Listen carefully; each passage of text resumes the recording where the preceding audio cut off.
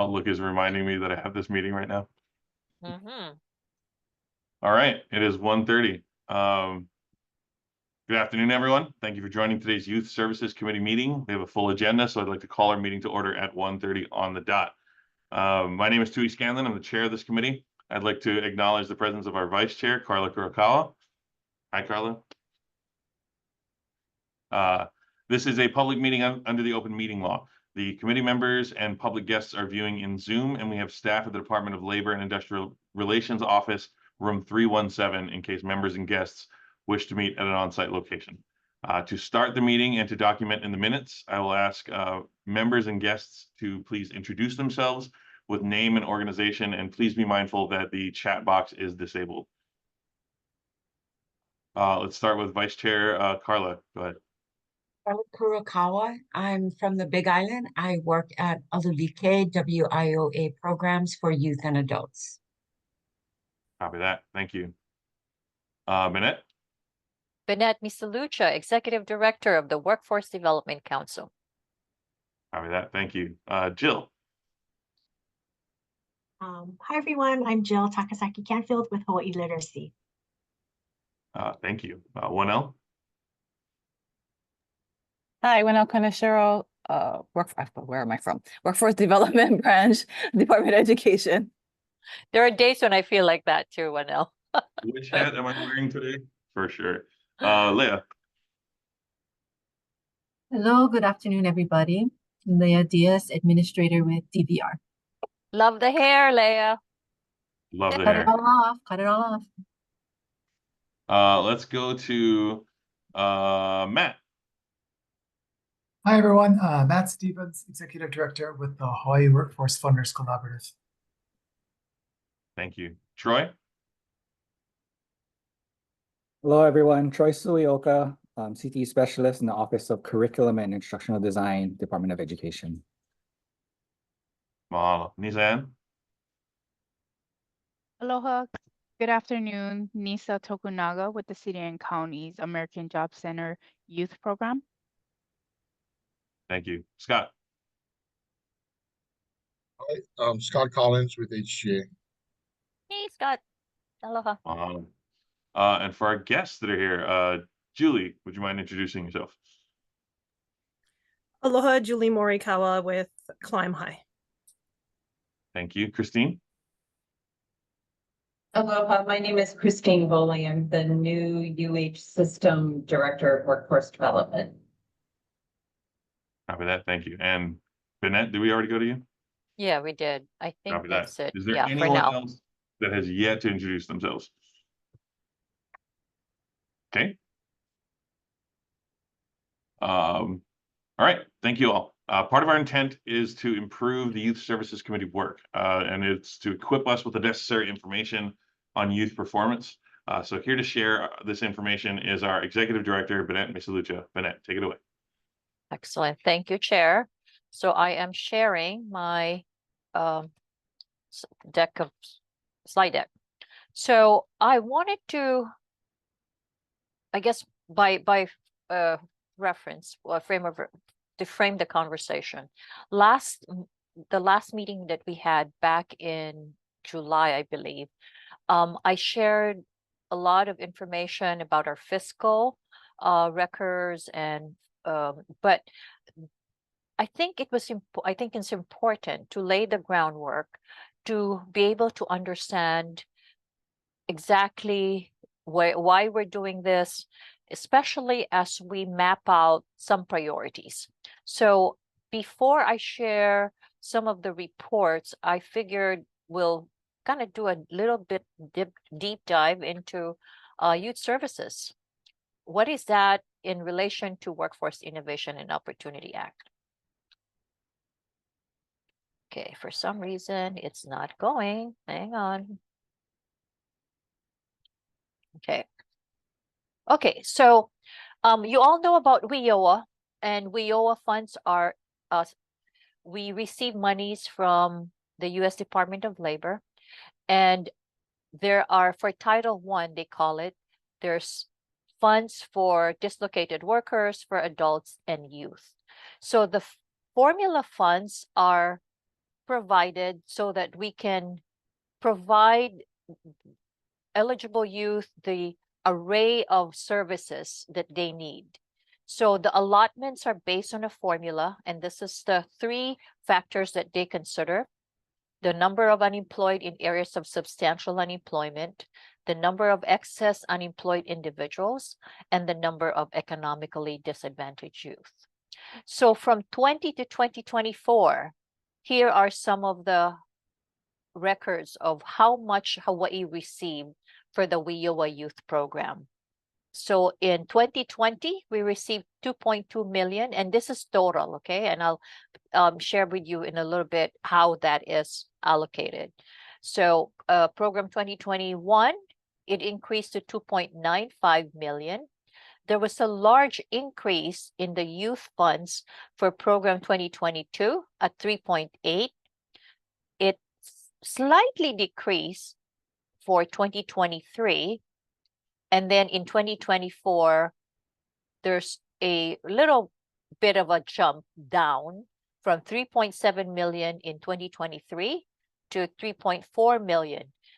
Okay, so how is that determined and divided? So just so you know, so as we said, the total allotment for 2024 was 3.38 million. So the state takes 15%, 5% for administrative costs and 10% for program costs. So the local areas receive 85%, the bulk of the funds. So these are allocated again according to population base. So if you take a look at this, take a look at Oahu, which has the lion's share of the local area funds at 1.9 million out of the 2.8 million that is allocated for the local areas. Maui has 287,000, Kauai has 143, and Hawaii, the Big Island, has about $500,000. So when it is allocated to the local areas, there are parameters within which they can spend the money. And that's why I think all of us need to understand how, and with how do you call that? With some exception, I know some of the folks in the room also are very familiar, like Leah and Wanel, what WIOA dollars are spent. So WIOA dollars are spent for either out-of-school youth or in-school youth, but 75% of the funds have to go to out-of-school youth. So what is the definition of out-of-school youth? So it's, here are the characterization or the definition: a school dropout, a youth who is within the compulsory school attendance but has not attended school for at least, or completed school for that most recent school calendar, a recipient of a secondary school diploma but is low income and either basic skills deficient or an English language learner, an offender, justice challenge, a homeless individual, a homeless child or runaway, an individual in foster care, an individual who is pregnant, an individual with a disability, a low-income individual, and this is more broad, who requires special assistance to enter or complete an educational program or to secure or hold employment. So this is for the out-of-school youth. Again, 75% of the allocation for local funds have to be spent on out-of-school youth. However, 25% can be spent for in-school youth, or they call it ISY. So they may be attending school, whether secondary or post-secondary, not younger than 14. So if you recall, the other one out of school is 16 to 24. This one has a early, I guess, age bracket, not younger than 14 and older than 21 at the time of enrollment, low income individual. And again, some of the elements that were in the out of school youth again shows up here: basic skills deficient, an English language learner, an offender, a homeless individual, an individual in foster care, yada, yada, yada. Okay, so I'm going to now share with you the fiscal reports that were distributed to the board as of June 30, 2024. Actually at the meeting in August, at the board quarterly meeting in August. And this was not shared with you folks yet. So I'm going to share it now with you. I'm going to stop sharing this part first and then move on to the other. Okay, because this is, I think, very interesting. Jeanette, Yes. This is Leah. May I interrupt and just ask you a quick question? Yes. Never mind, this answers it. I was asking you which title this was referring to. Yes. Yes. Title. Okay. Okay. This is Title I. Yeah, this is for you. You probably have a different, and you know what? Yeah. We should ask you to share your statistics in the near future. I think it's very integral, very important to the understanding of the program. Yep. Okay. Thank you. All right. So this is for Title I. So this is for PY 2022, which means, if you recall, I've shared this, that the state has 3 years to spend the monies, right? So 2 years of which it's going to the local areas, and they have 2 years to spend it. Whatever they don't spend goes back to the state, and the state has a year to spend the money. Otherwise, it's going to go back to the federal government, which we do not want. This report has the adults and dislocated workers, but I'm going to hone in on the youth only. So for PY 2022, so if you take a look at PY 2022, those funds expire, quote unquote, expire by June 30, 2025, because it's a 3-year spending bracket, right? So for the county of Hawaii, they spent about 307,000 of their allocation, and these are their participants. They had total of 79, and their cost per participant is about 3,000. Mind you, relative to the other states, this is very high because our participation numbers are very low. It varies between $300 to $500 per participant for other states. Honolulu, they spent $900, almost $1 million for 95 participants, and their cost is $9,000, almost $10,000 per participant. Kauai, they spent $44,000 out of their allocation for four participants, and their cost per participant is $11,000. Maui had 264. They spent 264,000 for 29 participants for a cost per participant of 9,135. We're really struggling with this, folks, and that's why I think it's important to understand why this committee work is important. And definitely, we have some technical assistance that we will be providing to the local areas to hopefully improve this performance, because they know this is not acceptable. The executive directors are particularly committed to improving these numbers and working with their service providers. Okay, so let me go on.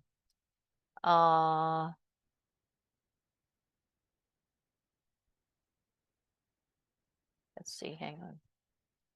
Okay, this one. So if you take a look at this, this is where we're at youth, yeah, the bottom part. So Hawaii, their contract was for 655. They only spent 307,000, and you saw that in the later slide. So average, the spending was 47% of what was given to them is what they spent. And for the youth sector, there was a 1.7 million that was returned to the state. Okay, I'm going to stop sharing this and go back to the main slide that I had earlier. Okay. For some reason, there you go. Okay, are you with me? Can you see that? Yep, can see that. Okay. For some reason, it's now, oh, there you go. I wanted to spend some time to talk about the role of the state board and the local boards. So the state board really provides the advice and the plans, how we should implement WIOA, how the youth sector has to be served. And then the local workforce development board, which is the Maui Workforce Development Board, City and County of Honolulu, the Big Island, and Kauai doesn't have a board. So the state board actually steps in for that portion. So the local workforce development board, in partnership with the elected officials, oversee the implementation of the youth services. So local boards are responsible for the oversight of youth programs. However, in an ideal world, the local workforce development board, it would be nice to have a youth committee. But my understanding is, and I actually had a text to Chantel, I don't think that they have a youth committee. So I know Big Island does not have, and I spoke with Harrison earlier today, and they also don't have, although they see the value and they maybe plans in the future to have a youth committee just for the City and County of Honolulu. So what is the role of this committee? I think this is a very important point to underscore. So they set the policy direction, right? And when we set the policy direction, I want to underscore the fact that it's not just for the youth with barriers to employment, the out of school youth. We actually are responsible for design, development, and implementation of programs that benefit all youth.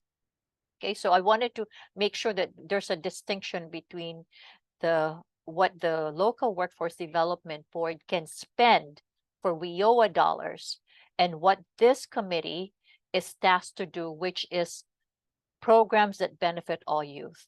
So the youth committee, like our committee, can leverage resources, can bring people together.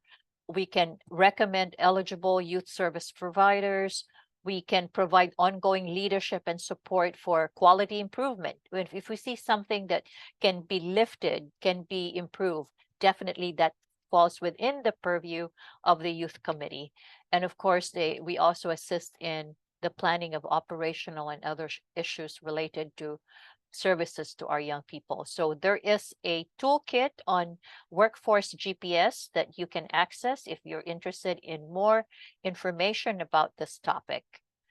So the reason why I put this up, the statewide fund activities, is so when after 2 years, the state board, the local boards have the opportunity to spend whatever excess goes to the back to the state. That monies right now is about 4.3 million. Okay, not everything is youth, obviously. Out of the 4.3, actually they have committed apparently about 2 million of that. So we have about 2 million, and we can spend it. The state, of course, with consulting with the director and the workforce development division, we will need to come up with how do we allocate funds? How do we spend the funds rather for that remaining 2 million? So this is where I wanted to just really dig deep into what this committee can recommend as far as allowable youth statewide activities. So remember what I said, only statewide funds spent on direct services to youth are subject to the out of youth expenditure requirements. That is referring to the 75% out of school youth that WIOA funds need to be spent 25% for in school.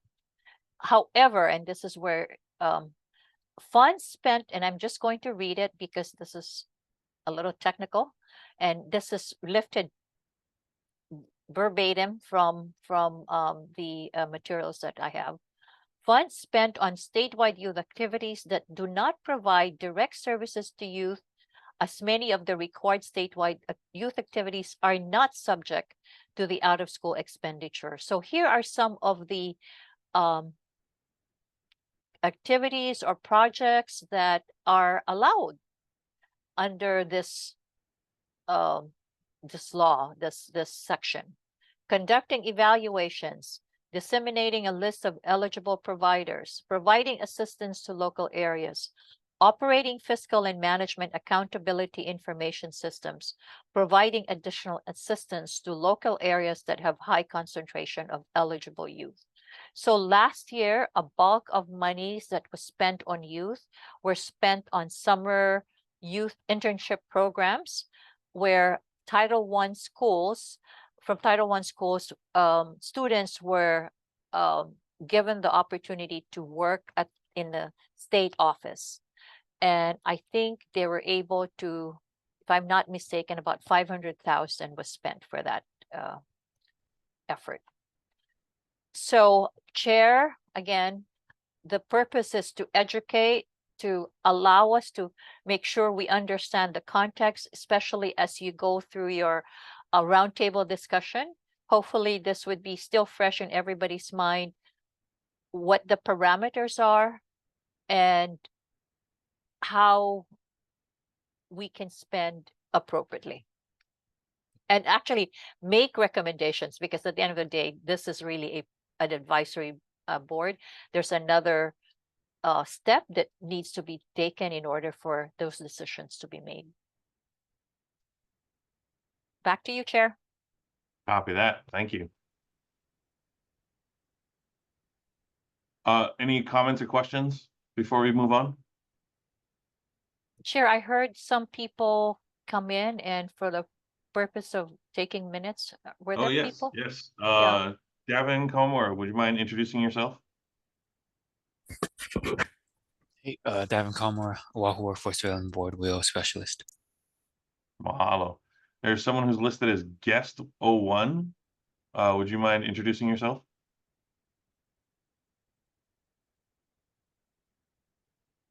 Guest 01.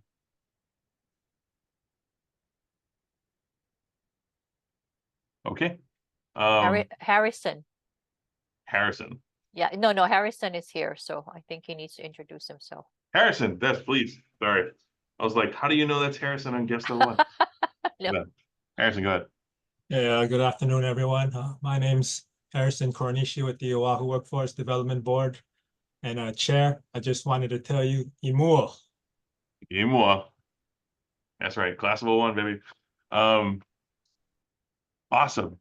You know, just the thought that for the local workforce development boards in the counties, I wonder what capacity they may have to take on additional projects like that, like what their staffing capacity is. I'm just thinking out loud. Don't mind me. But all right. Thank you very much, Bennett. Maybe Harrison can respond. Oh yeah. Harrison, what you think about adding youth services committees on the local or county levels? Chair, so you know what? Our local plans are due in a couple weeks. Yep. And we are looking to so let me actually take a step back. So my current chair is going to be turning out in February. So it's a perfect time for a new local plan. A new chair will be stepping in. I don't know who the board is going to vote in yet, but in the interim, our vice chair will be taking over. So there's going to be a lot of different things that's going to be added in. One of them is increasing our board, which will allow us to have a little bit more room to increase the committees. By adding a youth committee, as you can see by the numbers, we need all the help that we can get. One of the things with the city, and sorry everybody else who works for the city, but a lot of our RFPs take like a year. So I wrote something in April and it's not ready yet, you know? We've got the partners on this call here. In fact, there's a couple of them I see on the in the participant list that we're looking to work with. Actually, my youth program manager is on. They're they're shaking and baking. The numbers that you see right now is last year. We're stepping forward. Our board is actually getting a little more involved. Davin, Raymond, myself, we're looking to jump in. We're meeting with the youth team every Friday. They're actually a lot more excited. When you take a look at that first quarter data, it's going to show some significant improvement. We're doing a lot of what we're going to be doing. The partnerships are there, and I've got to admit, I cannot say it's my service provider. The board on our end, we could have done a lot more to support, and we're there. We went out into the community. Once we can get the funding to these organizations, we're looking at subcontracting some small purchases, some smaller contracts to some of these providers to see if they can help us, increase these numbers. But not only increase the numbers now, what we're also looking at is, because 20% of our funds need to be spent on work experience, at least 20%, we want to actually be a part of this. So as of Monday, the board here, we have 2 youth participants that's going to be coming in. One looking to be an office assistant and one looking to be an accountant. So we're participating because we want to see how these programs run internally, and from inside see how we can actually make these programs run a little bit better for our businesses, for our participants, and happy participants are going to refer more people to us.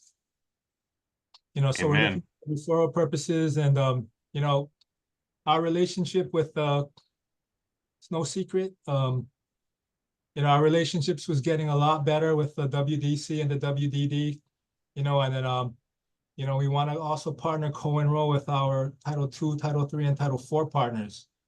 We actually have an intern right now who's actually a DVR participant, but he's also now a Title I participant in our Quest grant. So we're taking a little bit of initiative to work with these guys, train them, hopefully get them hired within the city. And and I'm going to give a shout out to a couple people here, like Julie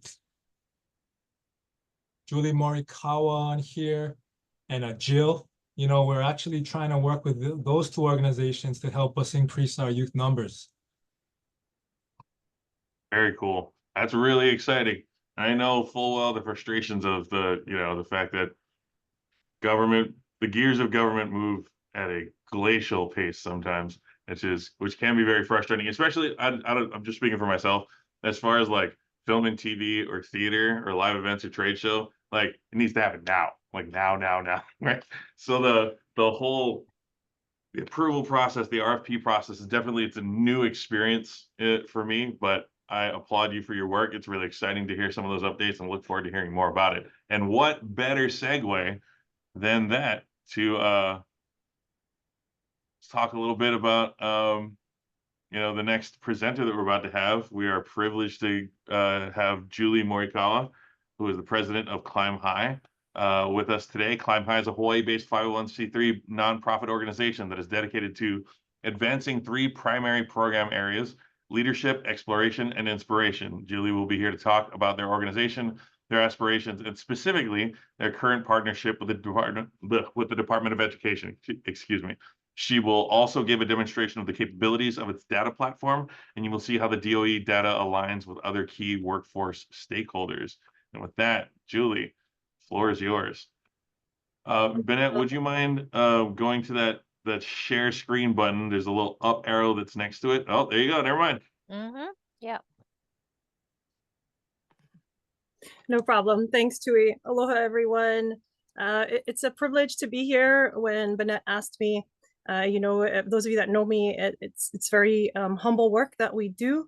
And I'm not currently working with anyone in any of these workforce development boards. This is Bennett bringing us in and Harrison to start talking. And Tui, to your point, we just moved. I come from the business side of the house. I was originally moved back home from Kohala and Waimea, moved back home with Expedia. So I bring my tech background and all of my solutions, but it's always about aloha. It's always about people. It's always about our relationships. And it's always about win, win, win, win. Winning for our businesses, winning for our students, winning for our educators, and winning for our state, stopping the bleeding of kids leaving because they think they have to. If you want to, great. If you don't want to, we don't want you to feel like you have to. And so we keep moving. And we will continue to keep moving. And we love working together with the DOE, Winnell and team, Troy and team for the past 4.5 years already that we've been doing this great work together. So in Bannett's request, there's so many directions that we can go in.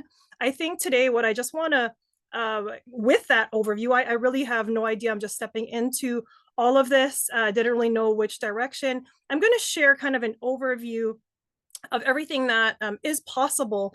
Every time you hear me present, it's really customized because we are a tech provider / solution provider / network provider, meaning people. And it's all about solving the problem. A lot of what you may have heard about us in the beginning was about Climb High Bridge, focused on the DOE and youth K through 12. We have expanded into colleges. We've expanded into the public arena.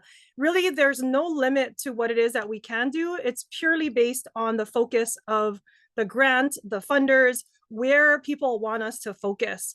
So this slide here just gives you kind of a sense for the array of projects, programs. The infrastructure does sit on the Climb High Bridge, but because of aggregating everyone together, we're able to implement programs and help our youth, help fill pipelines for our youth, for the public, very, very quickly. And so the base of all of this sits on, as I mentioned, the Climb High Bridge. And this is a tool that was developed before COVID, but it was a Hawaii Executive Collaborative, Dwayne Karisu and team that found it during that time and gifted it to the Department of Education. And so that we could help to bring in all of the schools and the businesses in the same place and the same time. So the tool itself is called bridge.climbhigh, or the URL is bridge.climbhigh.org. And it launched in late 2021 with the DOE. And the growth has been just exponential. And in the last school year, 23 to 24, I just measured this based on school years, it engaged over 200,000 students. There's over 150% growth year over year. Over 10,000 educators. The businesses are giving almost 8,000 hours.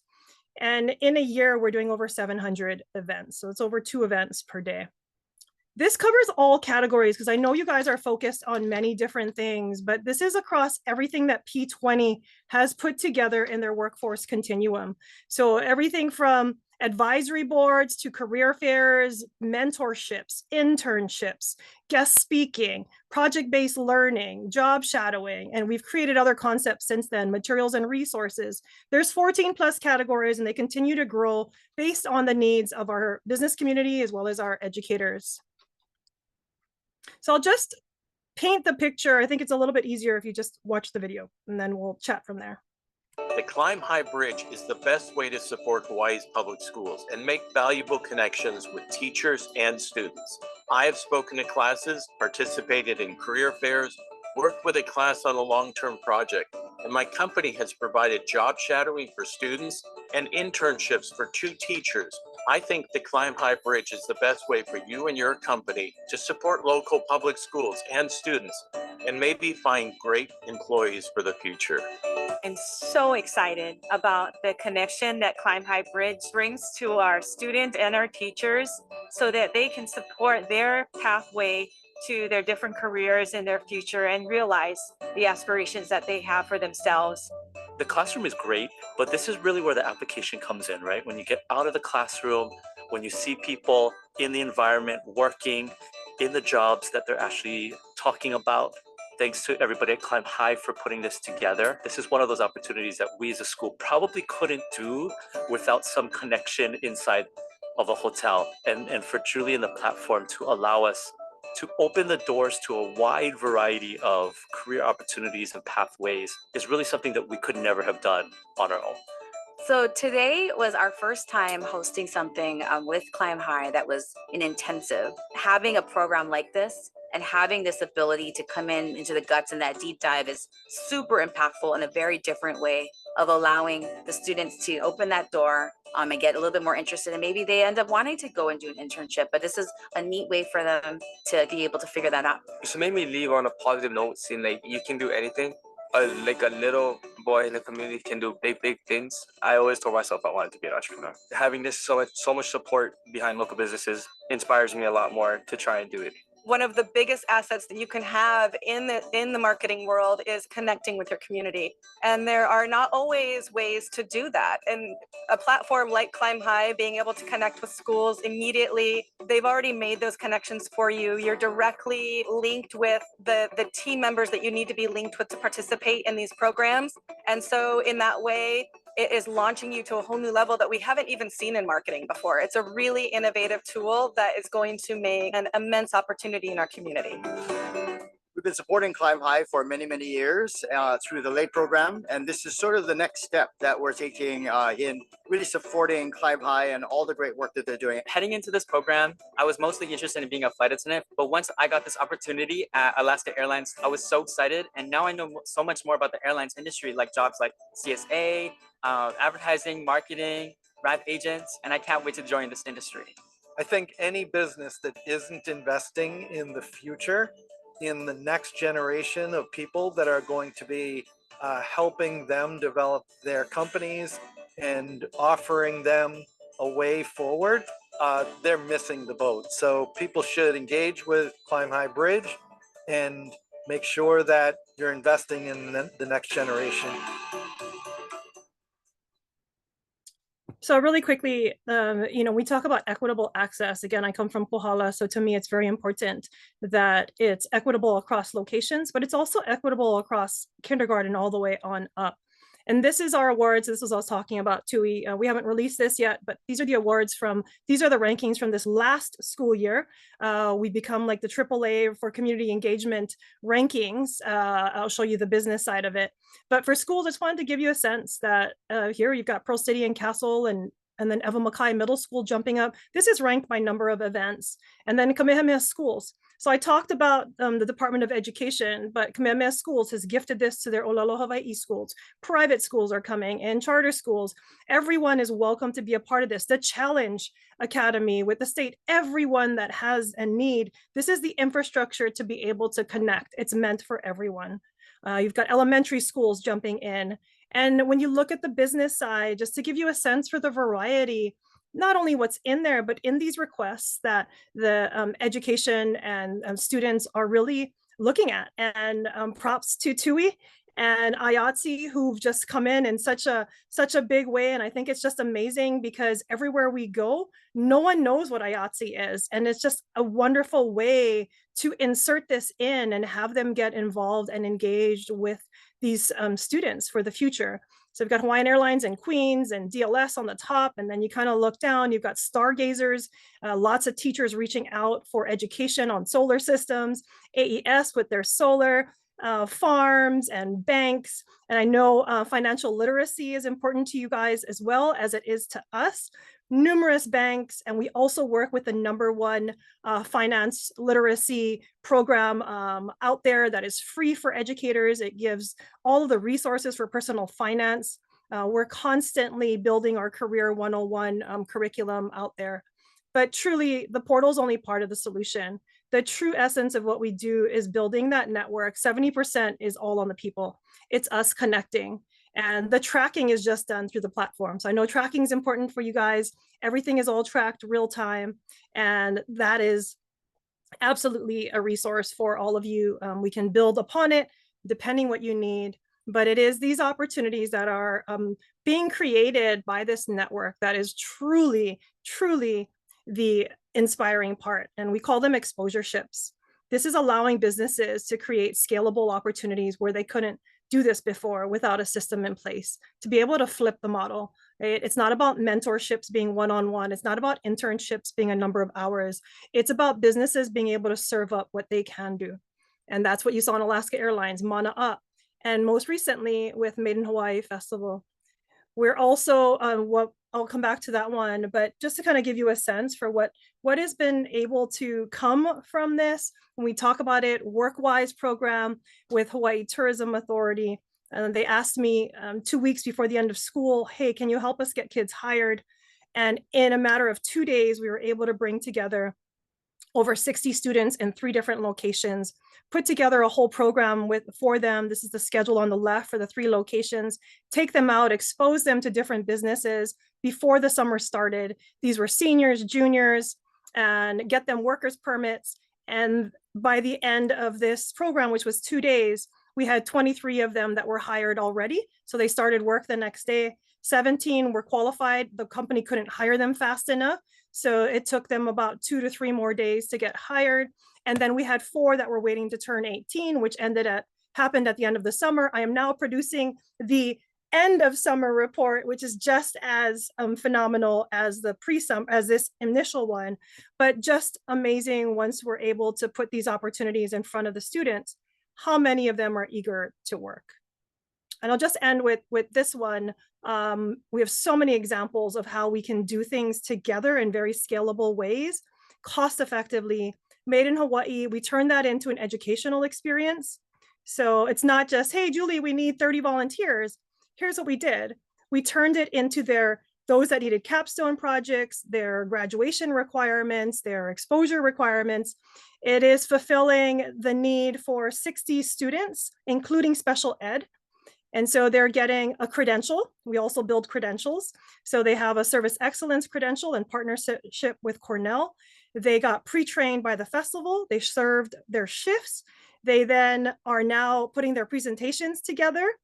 During that time, we've been working with them on their resumes, because it's not about just doing a work experience. It's also about how do you apply that to your resume. And then they're going to be presenting on Monday. All of them are being brought back together at Farrington. And then we're having a hiring blitz. So everyone that was involved gets to come to that, because what we've uncovered is many of these students are already able to work part-time. They're completing a lot of their requirements. Come January, many of them can work full-time. And so we're giving them that leg up with these companies right there. So I'll kind of stop there. And there's so many more experiences, different things, but hopefully that kind of whets your appetite on, it's not about the platform, it's about what the platform does to create these opportunities for us to really convert these students to employees.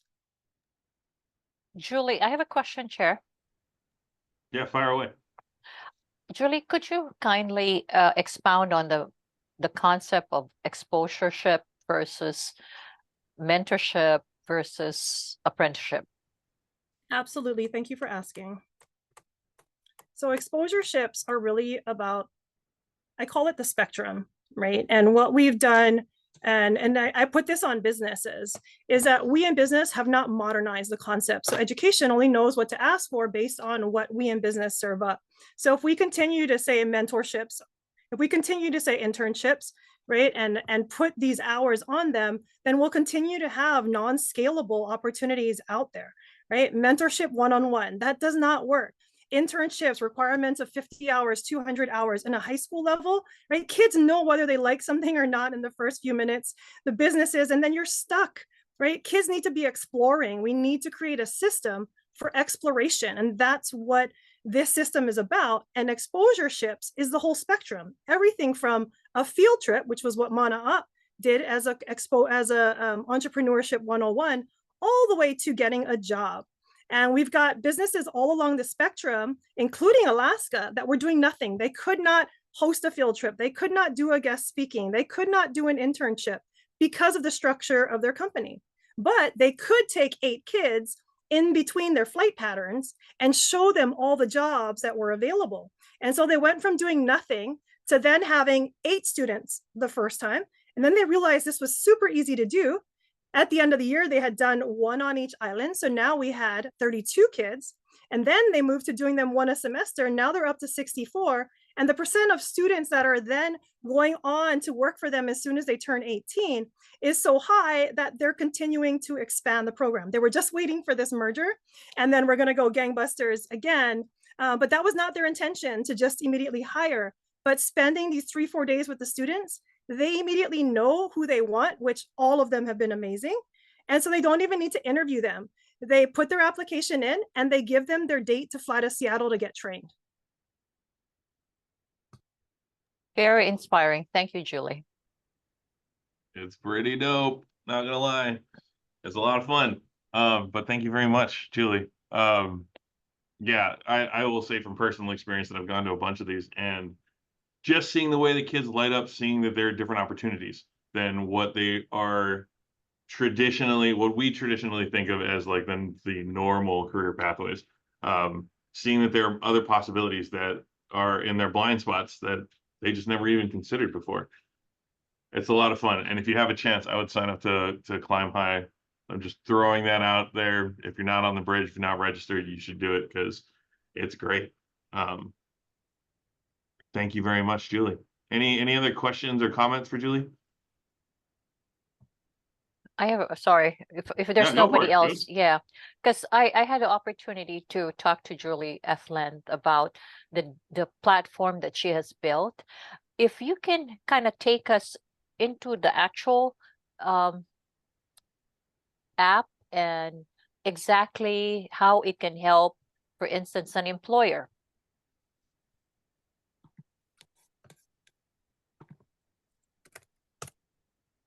So there's lots of different things and angles to come at this.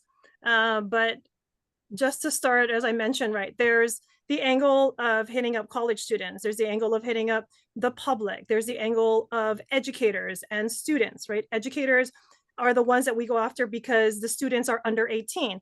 Then you've got the angle of those that are over 18. So we have many different ways for businesses to connect, but the whole beauty of the system is that it's one platform, right? One place that businesses have to go to, and then you can push yourself out to all these areas. So the more we work together, the more this becomes successful for everyone. So we are powering the Hawaii Conservation Alliance. We are powering the Chamber of Commerce's initiatives. We are powering Brotherhood Sisterhood Grinds, which is a UH network. We're powering Leap Start for UH. We're powering all kinds of things so businesses come to one place. So this is a look at the platform as a business. This is, again, the educator side. But for you, you just place yourself wherever you would like to be found. And you don't have to do anything that you're not able to do. It's also very low commitment. You're just placing yourself to be there to receive communication. You can decline anything. A no is never a no, because now you've got the contact and you can tell them, hey, you know what? We'd love to come on a different day, or we'd love to connect with you on another topic. This just opens up the whole network. So I'm just kind of scrolling through here on how, you're placing yourself in these different opportunity types. The metrics, the data piece, I know you guys are really interested in, is all real time. So we track everything. You can aggregate it up. So you as a unit, if you wanted to have a whole workforce development view on things and be able to see data by island, by overall, you can have your own intermediary view. We have intermediaries. Chamber of Commerce sees all of their activity. DOE sees all of their activity. We've got businesses being able to see their activity. And in here is a view of the metrics and how it comes in real time. So this is an entity, this is ours, this is actual data. The requests come in, you see, and then you can accept them, decline them, and there's reviews that are needed. That's where you get your accurate data. And then everything's exportable out into a CSV, and it tracks everything from number of students, number of teachers, % Native Hawaiian, really anything you want to capture. We've built this to accommodate for that. So as you need more, you just help us build out that piece. That's the beauty of this public network, is being able to just add, $200 to add another filter versus spending $100,000 to build a whole new system. A whole new site. And this is free to the public, right? Anybody can just, or does it have to be, do they pay or subscribe to for a certain fee? It's a closed system in the sense that the businesses, we vet the businesses, and then they have access. So there's different parts to this, Bennett. I just want to be clear. The educator to the business, it's a closed, they're all closed. Everyone needs to register, but there is the public facing seeker side where a person can go in and register themselves. They're just seeing what is available to them on that front. They don't get access to a business. They don't get access to student data. They don't get access to anything like that. We just have different levels of accesses. Sounds good. Sounds rational. It's pretty awesome, not gonna lie. And the no pressure part of it. It's not like a, hey, you said you were gonna do this, so figure out which one of these to hit your quota, you know, how many of these you want to click on to accept to hit some kind of arbitrary target. It's really whatever you got time for. I mean, that's how we've been interacting with it on the Climb High Bridge. We've had a lot of success with it. It's been really fun. Leah, you had a, Yes. sorry, Leah, you had a some? Yes. Julie, hi. I'm the administrator with the Division of Vocational Rehab. I don't know if you've heard of us at all, but we work with students, youth, and adults who have disabilities and helping them get ready for work, do career exploration and things like that. And I'm just so excited by your presentation. I love your energy. I love your whole, business model. And maybe we can talk more offline about how DVR can work together with you. I know you have a relationship with DOE, and some of our, we share some of our students that they're also DOE students, but we have some that are not. And so maybe we can talk more offline. But it's so exciting. I literally just came back. So we've built a whole program for special ed as well. And we've even built an enterprise for special ed. And we are currently, so as I'd mentioned with Made in Hawaii Festival, it even included special ed and special needs, because what we're doing, everything is integrated and there's a place for everyone and there's a job for everyone. So this hiring blitz on Monday, the Made in Hawaii Festival, we included special ed departments, and they're coming for the hiring blitz as well. And we put special attention to getting them ready. They're actually presenting, they're doing everything that everyone else is doing, and they're ready to get a job as well. And so would love to talk with you about everything that we're doing in that arena. Thank you so much. I'm excited. Thank you. Awesome. Anyone else with questions or comments for Julie and Climb High? All right, seeing none. Thank you very much, Julie. Thank you. I'll stop sharing. Aloha. Mahalo. We get any other additional people attending? Nope. Okay. That was great. We're running short on time, but I do want to make sure that we make time for some of the stuff that we've got on the agenda. I just want to focus a little bit on where the rubber meets the road. I don't know if we have time to fully flesh this out as far as the full conversation.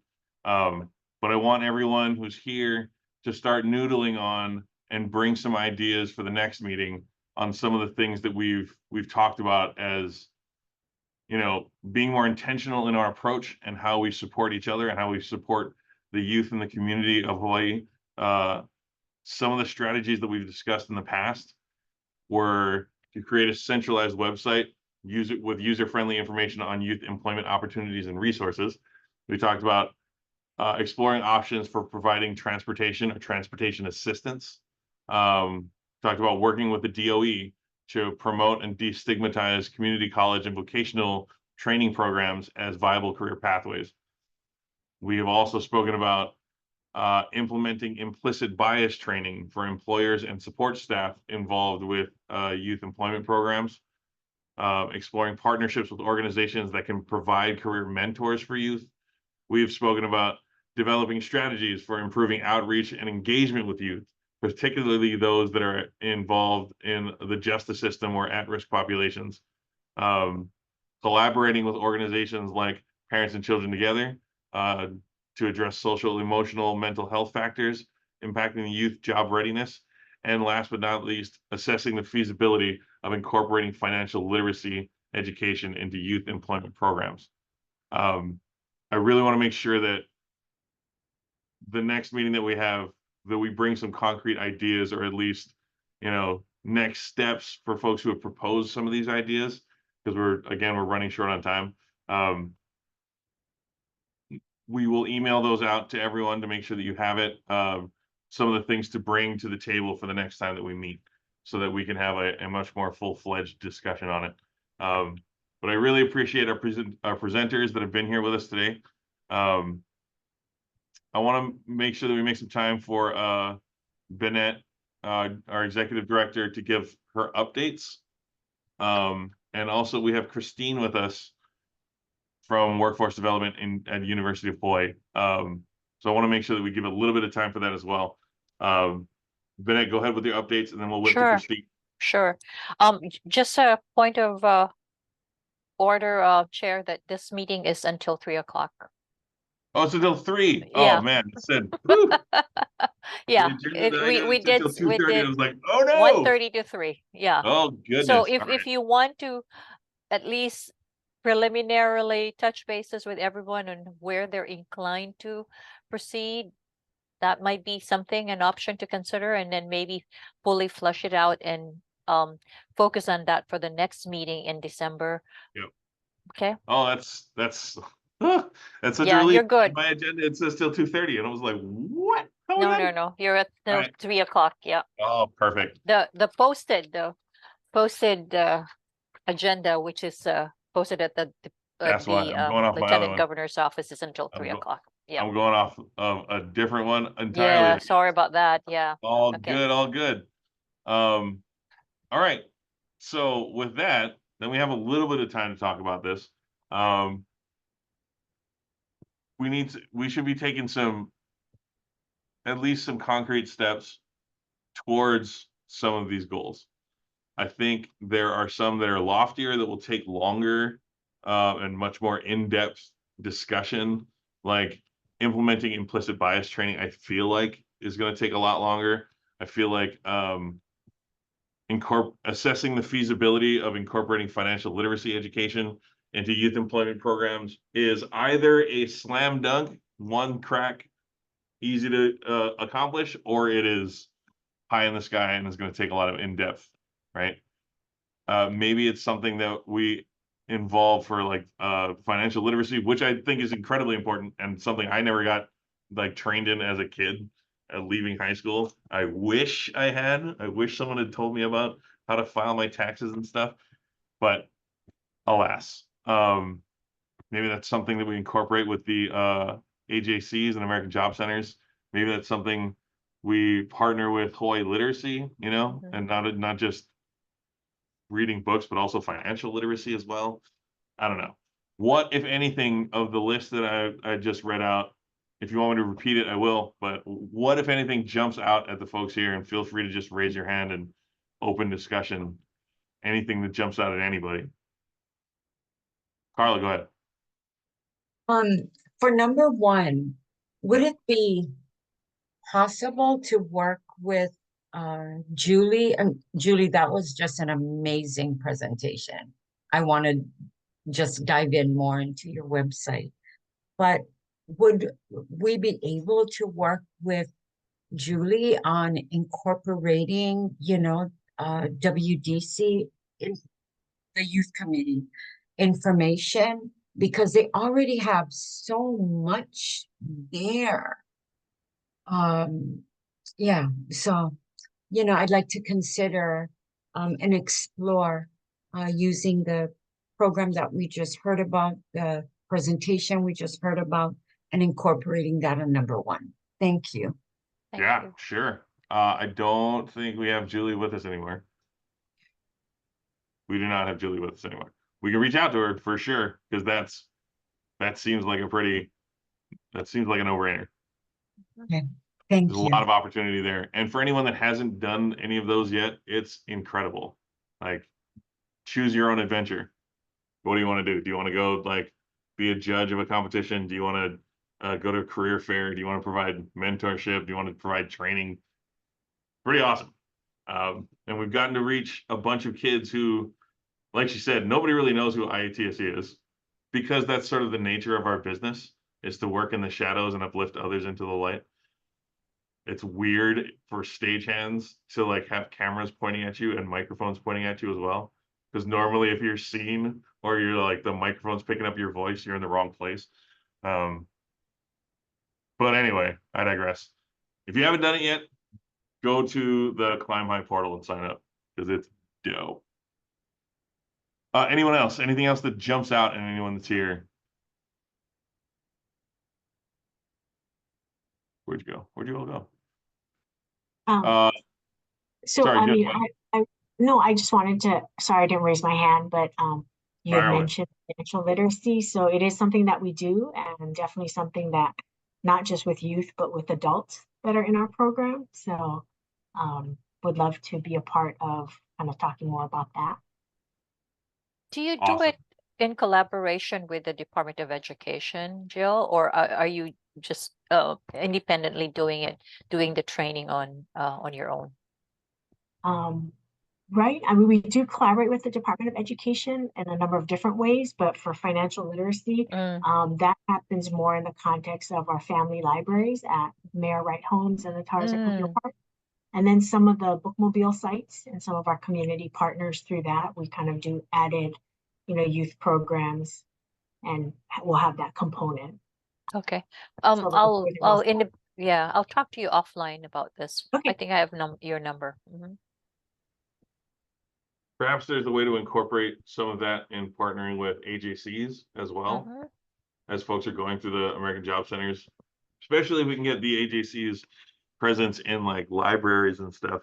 That might be an easy way to reach out to the youth. Excuse me.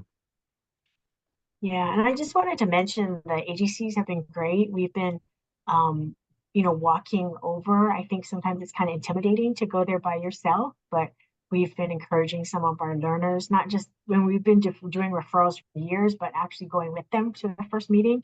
And the results have been really significantly, just Better. greater. People are connecting because they're, just the opportunity to have kind of a warm handoff.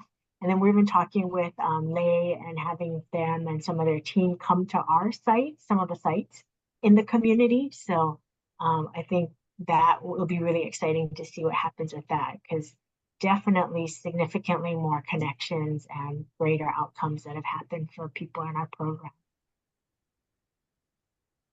Just wanted to say that. Thank you. I think providing transportation or discounted bus passes or something for youth participating in the employment programs, I think that's a longer conversation. How do we provide funding for that while staying within the bounds of what we got? Just a random question. If you're here, raise your hand if your organization or who you work with already does implicit bias training. 3, 4 of us. Okay, so I think may have to explore within our organizations what's kosher to, because I think providing like a uniformity in training for implicit bias training may be very complex. If our individual organizations have different mindsets on what that should look like, we may have different blind spots within our individual organizations that we may cover different things because of the nature of our work in our individual organizations. So I think that's a longer conversation, but something that's absolutely necessary. Implicit bias training, I think, can only benefit us. If your organization does not do it, I would invite you to open that conversation up with your colleagues internally to at least start the process moving somewhere, and then come back here at the next several meetings and let's talk about it. See what else. Work with the DOE to promote and destigmatize community college and vocational training programs as viable career pathways. Also, I think an incredibly important thing, but destigmatizing things promoting certain other elements, I think can also be a longer path, depending on the community which you are trying to relay that information to. Depending on that, right? Because I know for a bunch of our members on the West Side that, you know, vocational training, union training for the various union crafts that are represented across these islands, I know that we have a lot of presence out there because that's truly the economic opportunity for folks that pull themselves out of poverty is union work. It's either that or, you know, some other less tasteful opportunities, which we definitely want to steer them away from. Whereas in more affluent areas, destigmatizing vocational training in community colleges, I think, is a more of an uphill battle, because I think there's a lot of focus put in more affluent areas on higher education, on you know, if you don't go to an Ivy League school or some elite four-year degree granting institution, you've somehow failed or something, right? I think there's a lot of, in more affluent areas, a lot of focus on being either an entrepreneur or finding something of a doctorate level that will take you further in life and give you a good, legitimate job, right? So I think that the messaging there is a much longer conversation as well. How do we, I don't think it's a one size fits all conversation. I don't think it's something you could just take. I wouldn't communicate this to folks in Hawaii Kai in the same way that I would to folks that live in Makakilo, you know? Matt Stevens, go ahead. So you actually right where my mind went, which is I wonder if an early layer of what you're talking about, right, short of destigmatizing, which I think that's kind of you think of the iceberg model, that's down below, right, changing hearts and minds. But I know, like, we work very closely with Vibrant Hawaii, and some of our funders have done some youth voice studies as well. And kind of the approach Vibrant Hawaii was taking and is thinking about doing, and I think they've done a little bit of this, is kind of youth focus groups to redesign job descriptions or redesign just the language. Because the deeper is like, oh, there is a stigma, but some of it might just be the way in which these things are being communicated just doesn't quite align. And so that could be a good first step, right? Is finding more ways to incorporate youth voice into the descriptions and design of these things. Yeah, that's great. That's a great idea. And also that, you know, like for us in the trades, it's not necessary to have a 4-year, you don't need a bachelor's degree to join a union. If you can do the thing, you can do the thing. But especially when we go out to these Climb High events and these job fairs and whatnot, they ask, like, if you don't need to go to college to be a part of your union, why should you go to college at all? And I try to impart on them that the true benefit, the true gift of higher education is intangible. It's mental gymnastics. It teaches you, it like bakes in mental elasticity so that you can find creative ways to solve problems that show up that you may not be familiar with. So that's another thing, is not only focusing on areas that have that stigma around vocational training programs, but also going to places where they know full well that unions are a great opportunity and encouraging them to seek higher education, even if it is just for an associate's degree, even if it is community college for a little bit, because I think there are some incredible intangible benefits that come with it. Bennett, you had your hand up? Oh, we can't hear you. Is that just me?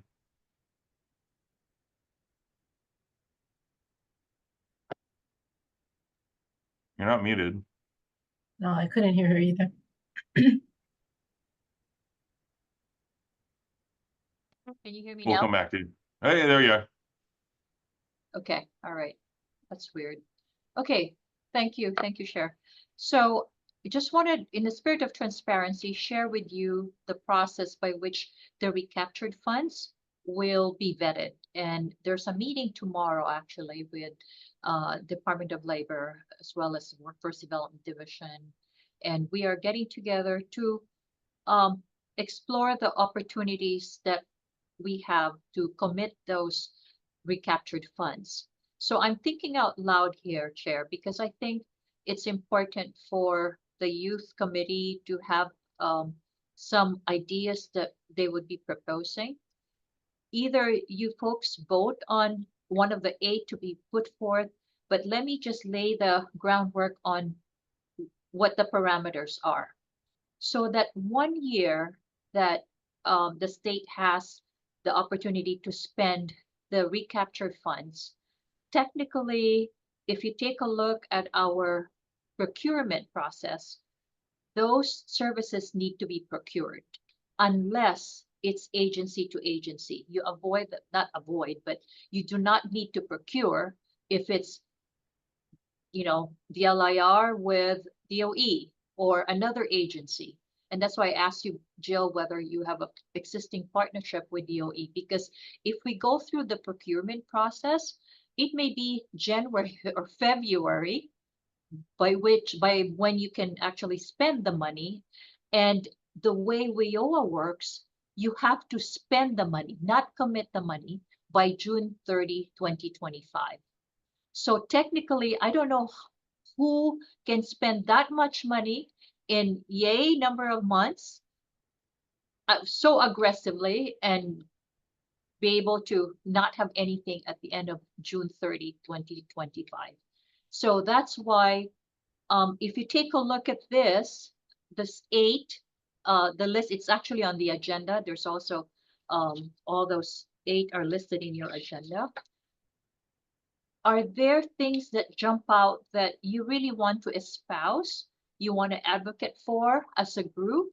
If not, I will present the entire 8. How's everybody feel?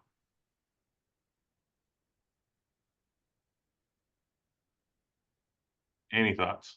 Because one of the thoughts that I had, like I was saying earlier, I think some of them are longer discussions. I think there's much more nuance to some of these than I think are at face value. And I think others, are easier to attain, or at least lower hanging fruit. And some of them are rather lofty goals. So Chair, But to that, that may not be like that, may just be my perspective. Like there may be folks with expertise here that can reach those loftier goals way faster than I can. Bennett, go ahead. and this speaks to the point that when I did the slide presentation, our committee does not necessarily even have to enact something or implement something.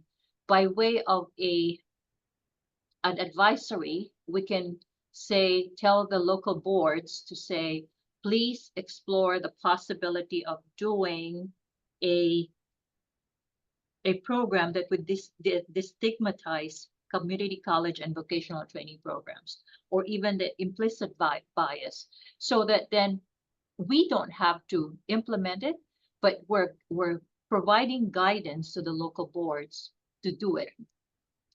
You see what I'm saying? Yep. One of the ones that I'm rather passionate about is reaching out to the at-risk youth, justice challenged youth, those in the correctional system now. Because I don't think that our past mistakes should define us. I think especially as kids, you know, that there should be an opportunity for them to change the course of their life. But they can't do that without scaffolding and support around them, right? Without any support, leaving the correctional system, falling back into old habits, just like a wagon wheel in an old rut, it's just going to go right back there.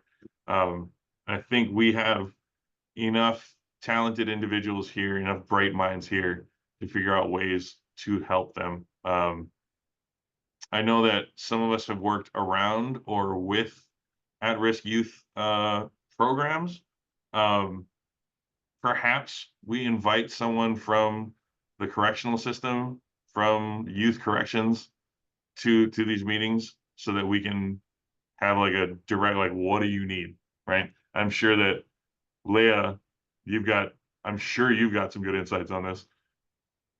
Yeah, I was just thinking, I mean, I work with the administrator of Office of Youth Services right in this building, and Hawaii Youth Correctional Facility is part of her program.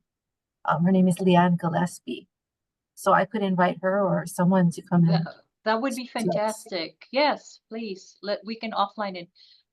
Yeah, provide me the name. Our next meeting is December 6th. Or Mark Patterson, actually. Do any of you know Mark Patterson? Mm-mm. Okay, he's a great advocate for this too. And he's at Olamana School HYCF. So just remind me, yeah, offline. Okay, email. no worries. Okay, okay, thank you. That's Can I- awesome. Sorry, can I just make a suggestion too? If we're going to be talking about at-risk students, especially those who are at the youth correctional facility, that we might want to consider Olamana School. Yeah. And their administration, because they provide the educational services for those kids. Amen. I used to Yeah, live in but Olamana. yeah, we might need to again RFP this if it's Olamana. So unless you Olamana is DOE. It's our school. DOE. Okay. Sorry. For some reason I thought it was nonprofit. Yeah. Okay. Perfect. I used to live in Deal. Olamana, and my siblings went to Olamana Elementary, and it's like, it's such a wild paradigm. There's one fence that separates kids from Kailua to kids that are in the correctional system, and it never made sense to me, even as a kid. But that's neither here nor there.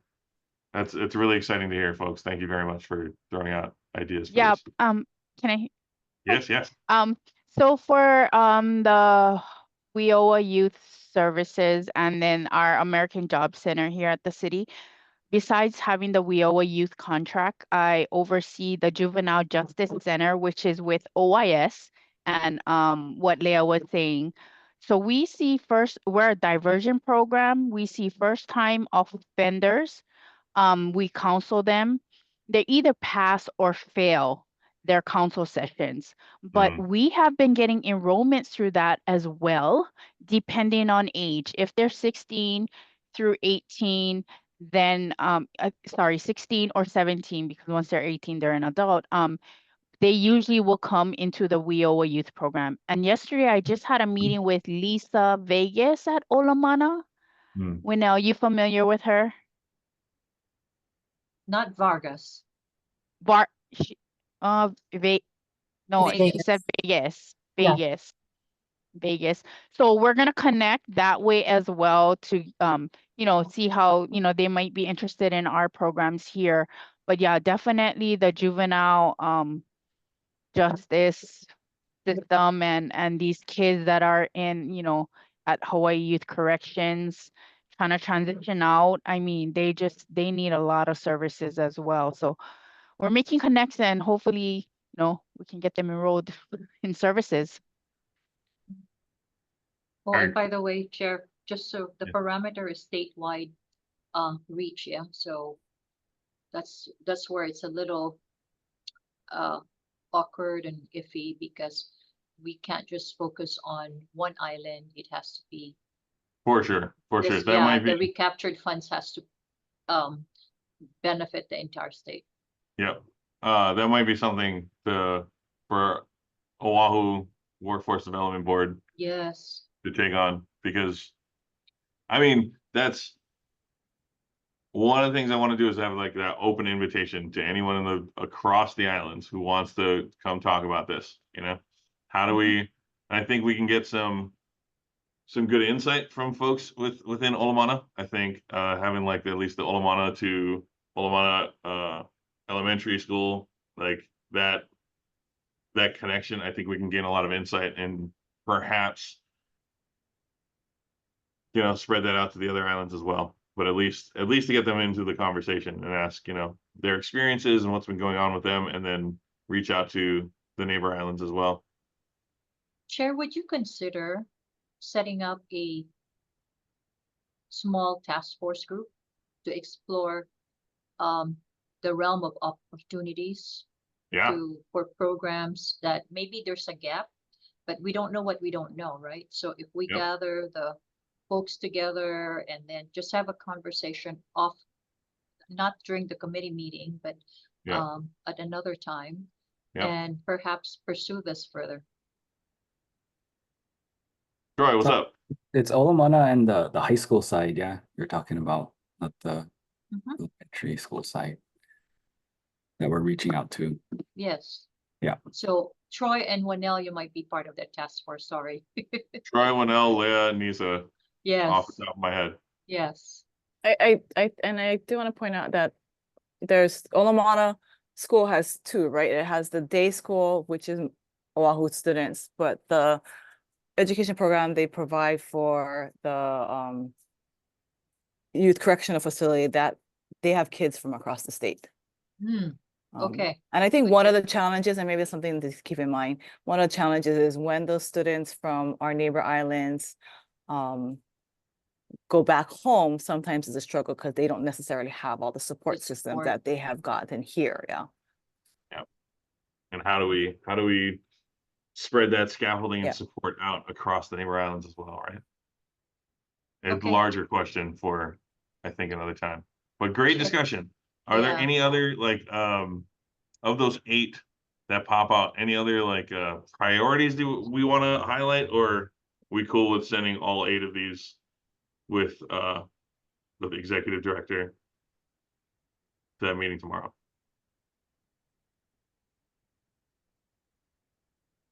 Nobody?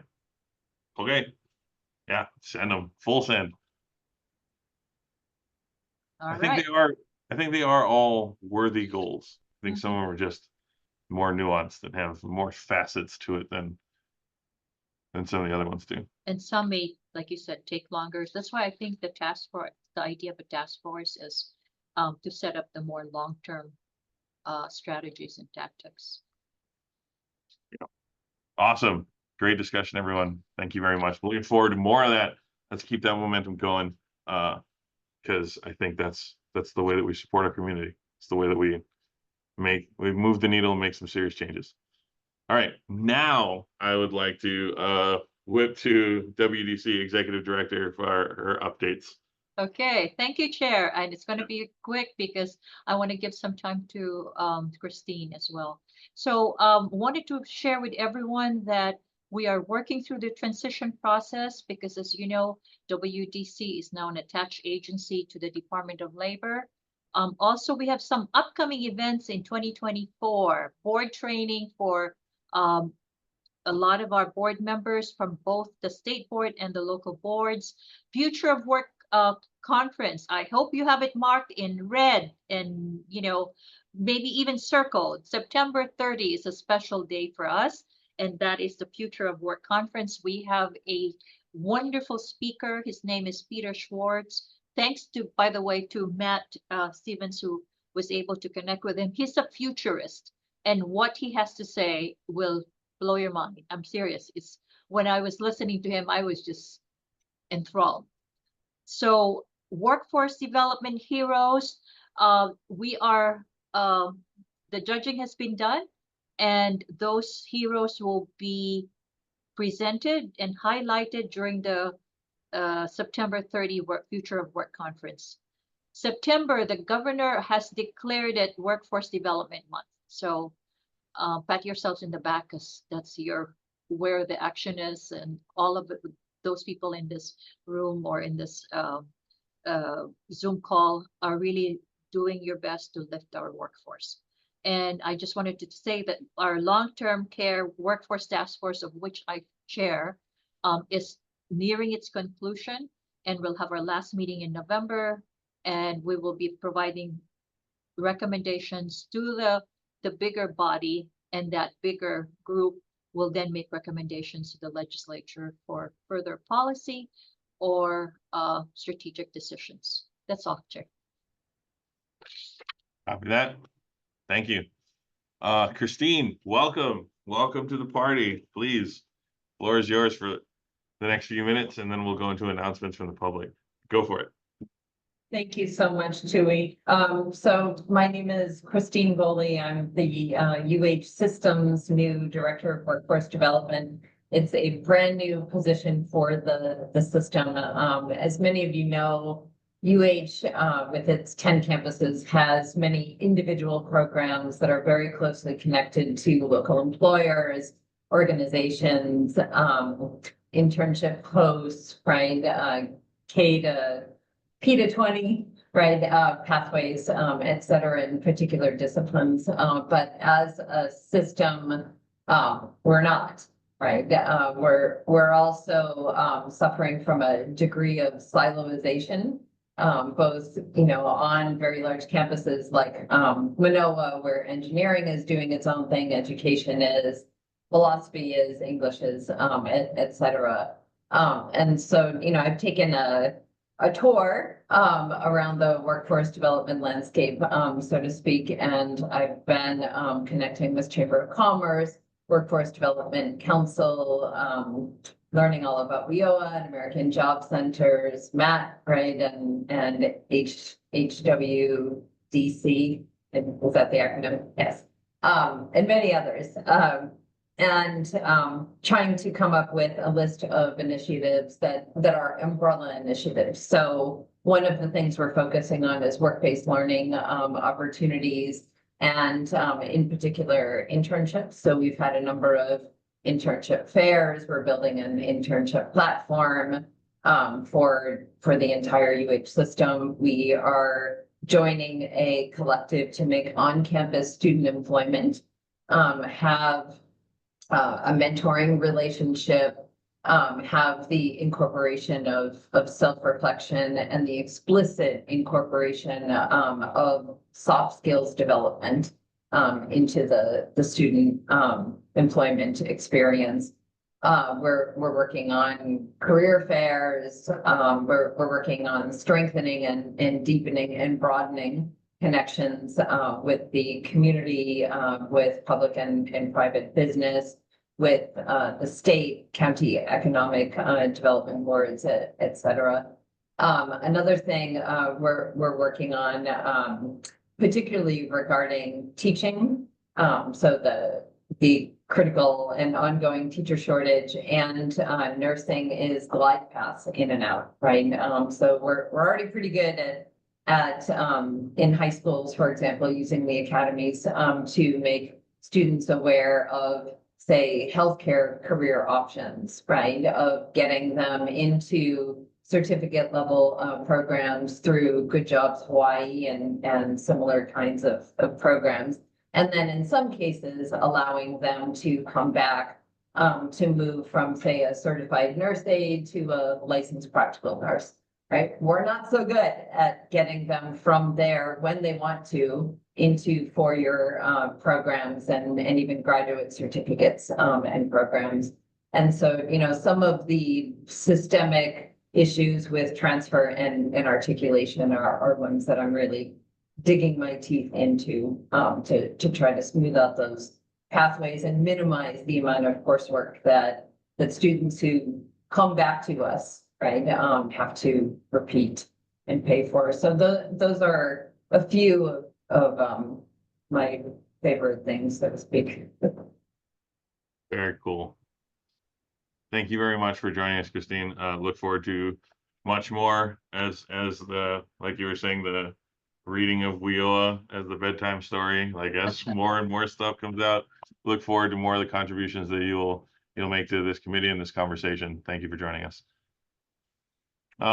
At this time, the public is welcome to announce any upcoming events and comment on relevant issues that were not included in this meeting's agenda. Please be advised that in compliance with the Sunshine Law, the committee cannot discuss or act on issues that were not included in this meeting's agenda, but issues raised during this period may be included in a future agenda for the committee's consideration. Are there any announcements from the public?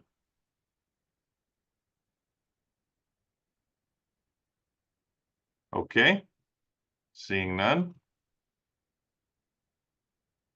The next meeting is tentatively scheduled for December 6th, 2024 at 1:30 p.m. via Zoom, and the room at the DLIR building is to be determined.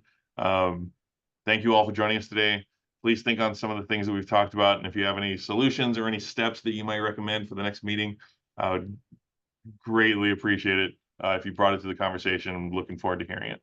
And with that, thank you all for your participation. There being no further business, the meeting is adjourned at 2:59 p.m. Right on the dot. Thank you. 1 minute of your life back. Thank you all for joining us. Aloha, everyone. Thank you so much. Great meeting. Thank you, Chair.